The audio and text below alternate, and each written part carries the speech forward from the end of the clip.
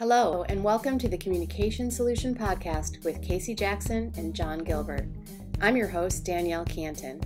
We love to talk about communication, we love to talk about solutions, and we love to talk about providing measurable results for individuals, organizations, and the communities they serve.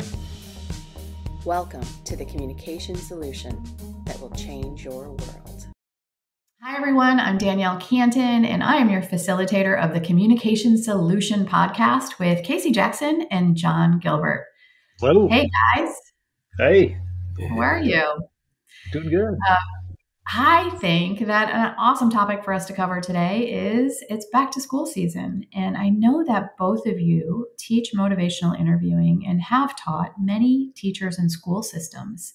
So as we're all diving back into that season, and I know so many teachers and there's so many struggles and everybody wanting to do the right thing, the best thing for our students of the world, I thought I'd turn it over to you to see how does motivational interviewing, how can that help or assist teachers, school systems? What's your experience been in that realm? I mean, there's so many things that strike me. I think we've been pretty lucky with the diversity of what we've been able to work with. I mean, as soon as I even start talking about this, first thing I think of is we have gone as young as Headstart and early Headstart programs and doing trainings for them all the way through. John just a couple of weeks ago just did a training last week, did a training at the university level, so John, they do college classes as well. So from that whole student perspective, it's pretty fascinating. It always comes down to, I think the pressure and the struggle that teachers wrestle with. I think in this day and age of, shootings and lockdowns and, the social media that just so hard to keep that out of the classroom when they're trying to keep kids focused and kids sneaking phones in. It just, with that kind of pressure, it just increases that leaning heavily on compliance models. I even think about, being raised in the era where you still got hacked, you got spanked by a teacher or a principal, and just compliance is so part of education, even though there is that desire for behavior change. I mean, we're giving our young children to, other adults and having them spend more time with them during the day than parents do. And the heavy leaning is so much on compliance. Just for classroom management, how do you foster behavior change and good values-based decision-making when you've got 30 unruly kids and half of them on their phone? I mean, I think the level of complexity has increased so much over the years. This is where I get excited about the application of motivational in an educational setting. Well, that's also to bring up then, where is there a place for compliance, Casey? And is compliance always bad in the classroom? I know there's books written on this with MI and education, and there's some specialists in Mint and things around this. But I'm just wondering your thoughts on maybe the limits of intrinsic motivation in MI, or if there are any, and it's just a matter of setting up the conditions of the classroom to be, less people, or just how you see that, how that would work in a society with unruly classroom and kids and phones. Well, ironically, I use that as an example when we talk about in the very beginning of our intro trainings is the difference between compliance models and behavior change models. And I tell people just fundamentally, compliance models aren't just unilaterally bad. That's just not true. And one of the examples I use literally is I say when I teach teachers motivational interviewing, I tell them if you got a kid who's flipping over a desk and ready to punch another kid in the mouth, I'm not going to amplify his ambivalence. His little booty is going to be at the vice principal's office. But that's what I always follow up with, and that will not change his behavior.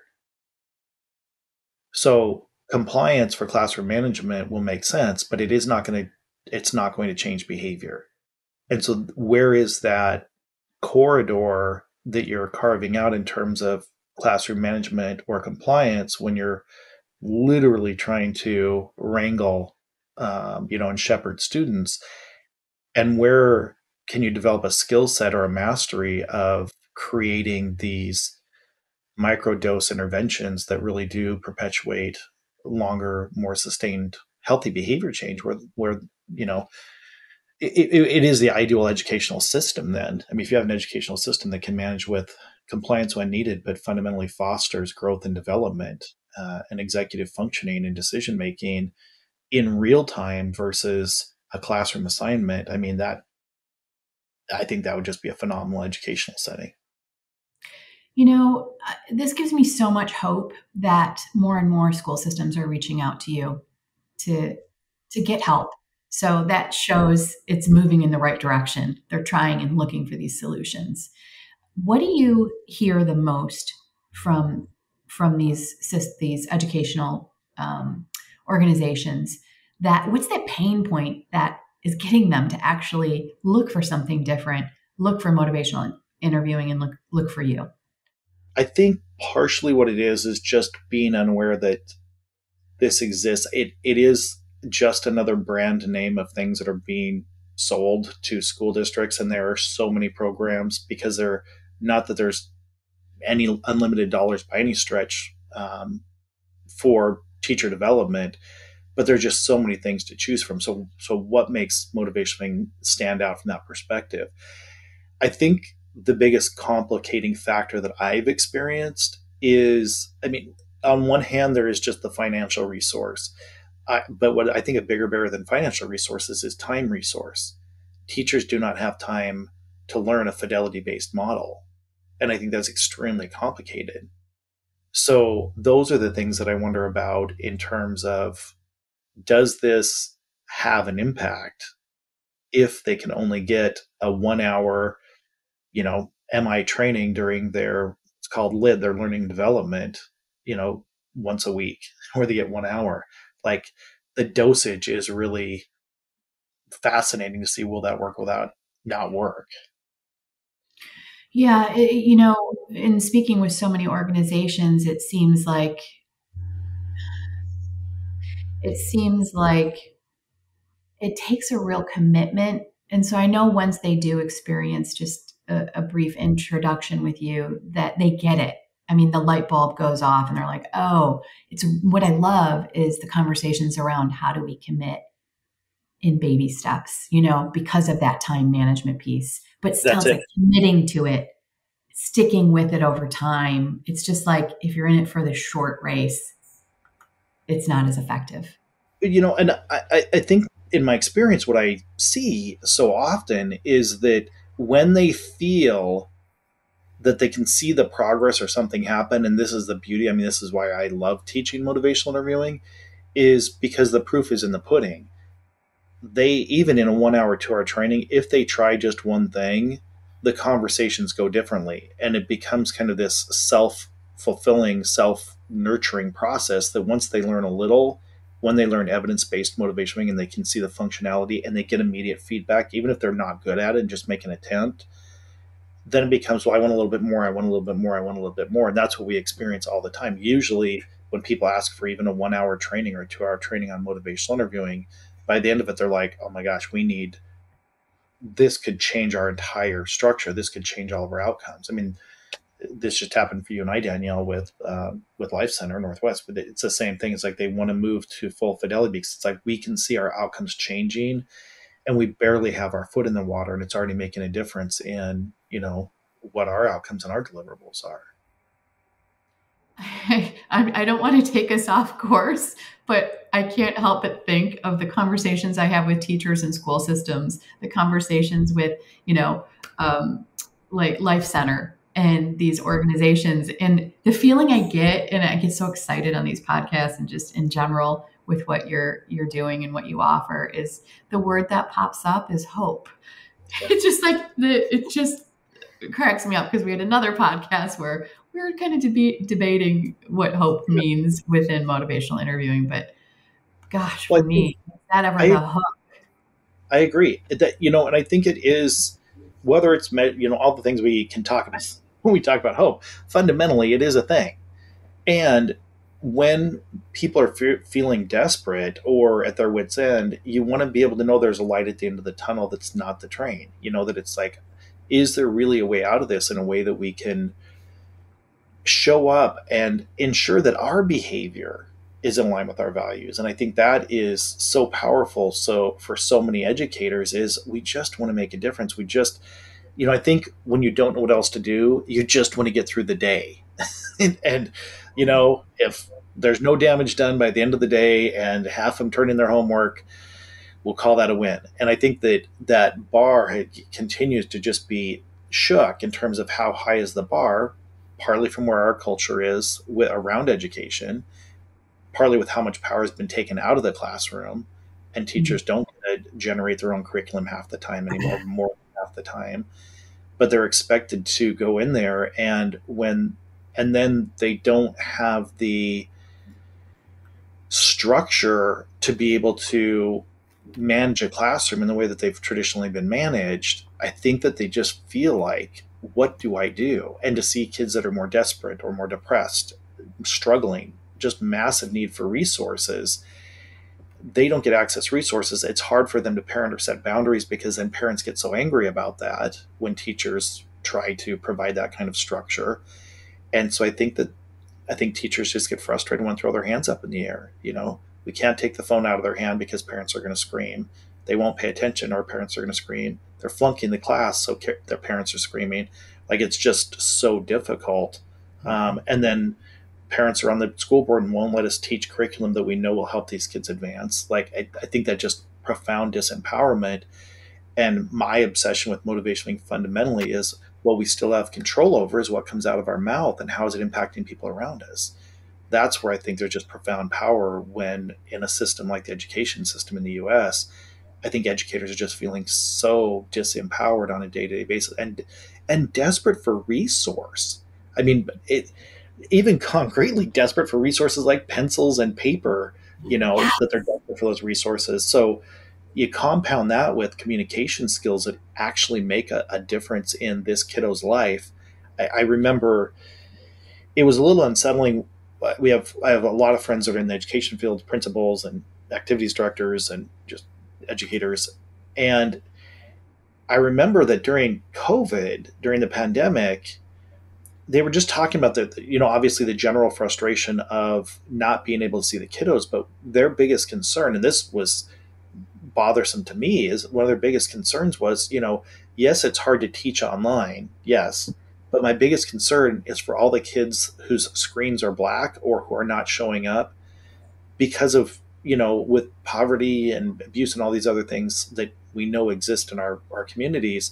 It's the kiddos that weren't showing up. I mean, because of, different laws around truancy, kids at least are in the classroom and they can go, ooh, I know this kiddo is struggling or this family's struggling. But when they don't show up online, I know one specific teacher I can think of who was starting to get depressed because there's 2 or 3 students in his class that he's like, it's hard to sleep at night because I don't know what's going on. And I know that whatever's happening in that family is not good. Just historically. And now no one has eyes on this kiddo or this family. And that just makes me nervous. Like, I think about those things. So I think that there's these, we think about teachers that maybe are too kind of detached and done with the system and just throwing their hands up. But I look at the, just loads and loads of other teachers that are just desperate for resource that they can use right now that will make a difference right now. And that's where my belief in getting MI access them to motivational, because it is a method of communication. When you open your mouth, it is going to have an impact. And you don't have to be a therapist. You just need to be able to think very quickly and very strategically in the moment to engage a different brain in a completely different way. So yeah, I can feel myself already getting, a lot of energy around this, because I think it's such a profound game changer, and it's just not widely accessed. And one thing you both are talking about here, something I was listening to on this other podcast called the Forrest Hansen podcast that dealt with learned helplessness and things that, Casey, I know you know really well from your training, as well as something we have in the motivational interviewing competency assessment, the MICA, is this concept of either self-efficacy or personal agency. And that's coming to mind because if you feel like you're trying something, say one of these teachers, and you're in a system that feels like it's so bureaucratic. You can't make any, like you don't feel like you have any control as much as you try. And then here's MI as a potential to have what you're saying, Danielle, hope, or Casey, a sense of control or impact with what comes out of your mouth. And that really is personal agency. That's what we talk about in the MICA, with having that as a core piece of what it means to activate someone, is to have a sense of that they have a sense that what they say is or do is going to impact the outcome. So I think you're both talking language that's either Danielle's your sense of hope, or Casey your sense of like personal agency and impact, that it's a similar language of what you're talking about. I'm particularly curious about the outcomes that you were kind of talking about, Casey. Like what kinds of outcomes? Like that came to my mind, that I was thinking of like, what are you seeing? What have you heard from maybe other either mentees or things around outcomes that you're aware of or know about that it affects?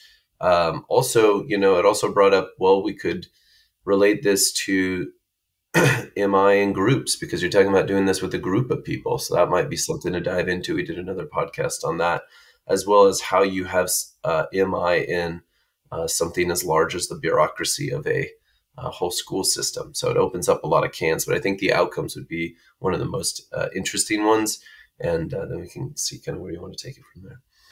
Well, when I think of outcomes, just in terms of fundamentally the basics of motivational interviewing, if more students felt heard and seen and understood, we know what outcomes that produces. So even if it's not full-on motivational interviewing, just the basis of being able to dial into one kiddo in one moment in time and they feel heard and seen and understood. I think with some of the interventionists that we worked with on the Headstart project in Seattle, in King County, I can think of so many interventionists that have said, I know because the way I was communicating with this student, like one specifically pops in my brain, I know that he felt like somebody was finally listening to him, and he was relatively desperate and would have been an outlier that would never have been who most likely wouldn't have got the attention that he needed, because he would have just been lost in the mix, because he's not, the outliers that tend to get the attention. It's the middle of the bell-shaped curve where most of the kids get lost.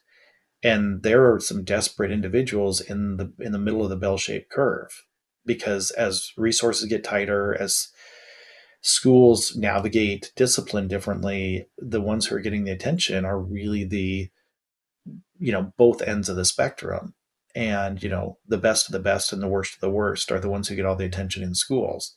And then most people kind of plug along in the middle of the bell-shaped curve. There's so many depressed, struggling individuals in that middle of the bell-shaped curve, but they're not the worst of the worst and the, active red flags flying all over the place. They're literally flying under the radar. And I'm talking about cheerleaders and, athletes and, just the ones that people tend not to think of.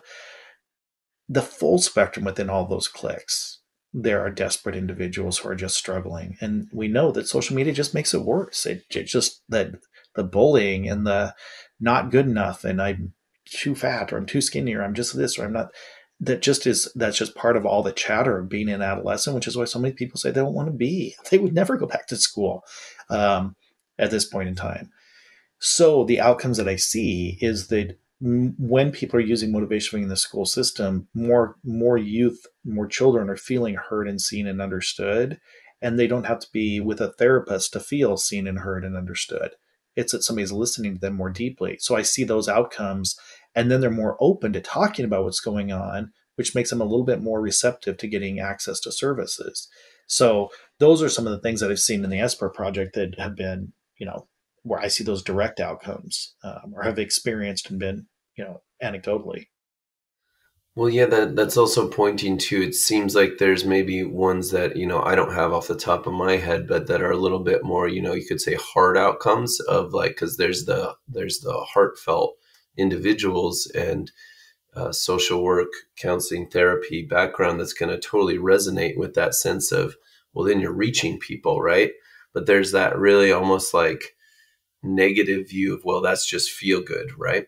That's just, great, they're going to feel better, but how are we going to get the funding for that, And so there's something that seems to be going on, I know, with some of the Headstart that has fundable outcomes with it.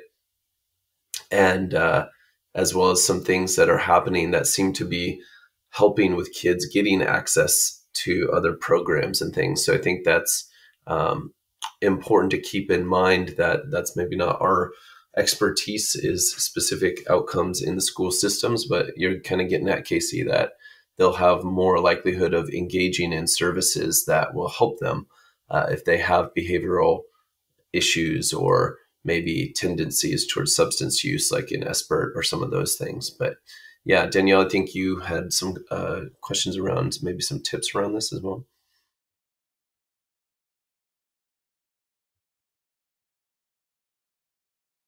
Your sound is off. Oops. It's great to kind of go through how in touch you are with the challenges that the school systems face, and the teachers and the students. I think as we look to wrap this up, what kind of tips might you share with the administrators of schools, principals, the teachers, even maybe parents that are listening, all very much concerned about the about our youth, about the students, and wanting to give them the best. And also, we need to take care of our people, the teachers and educators out there. The things, if I was going to just target administration, I know there's always a focus. I've recently talked to some principals, and I know there's a focus on bringing more evidence-based practices. What I would say, and I remember this with working with law enforcement, is yes, it's helpful for them to understand signs of mental health issues. It's helpful for them to understand and learn things about trauma and to be trauma informed. I think what people are desperate for is, but that doesn't teach me how to open my mouth and communicate with this individual. So, yes, my brain understands the issue, my brain can see what the problem is, but that doesn't mean that I know how to intervene. So all I can do is just keep pushing referrals and flagging kiddos. So I think when I think of administrators who want to keep their behavior and the behavior of their staff and their teachers in line with the values of the school, give them more communication skills so they feel well equipped to communicate with these kiddos and families.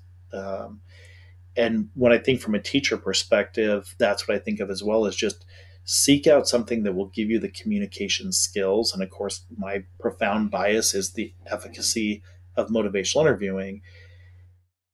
Because even if you can learn how to effectively make one student genuinely feel heard and seen and understood and not judged, and not somebody trying to fix them or parent them or yell at them or tell them what they're doing wrong or what they should be doing, but just to feel heard for 5 minutes will have a profound impact on outcomes. I mean, research shows that. It helps the brain function more effectively when the brain is not stuck within itself, when it feels like somebody else or something else understands their reality. It's the potency of social media.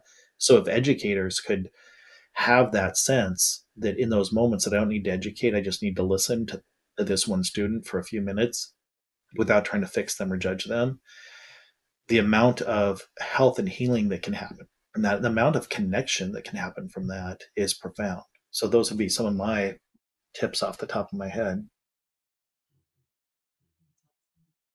John, anything to add? Yeah, it just sounds like, for me, with taking the last bit of this, it's that, Casey, you're really talking about, well, MI is a potential way for people to affect outcomes of what they have control over, which was kind of the hope to bring it back. Danielle, you were talking about that.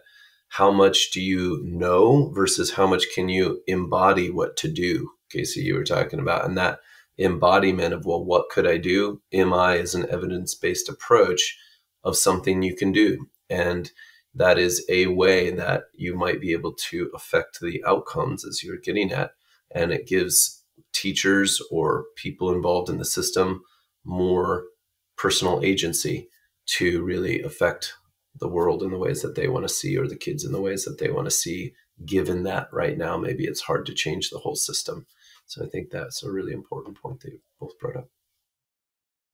I love it. Thanks so much, guys. I think hopefully viewers, listeners, this has been helpful. You've got some tips. If you need support, please reach out, ifioc.com, and let's have a conversation. We're here for you, and keep up the good work. And there's hope. There is. Thanks so much, guys. We'll see you on the next podcast. Take care. Thank you for listening to the Communication Solution Podcast with Casey Jackson and John Gilbert. As always, this podcast is about empowering you on your journey to change the world. So if you have questions, suggestions, or ideas, send them our way at casey@ifioc.com.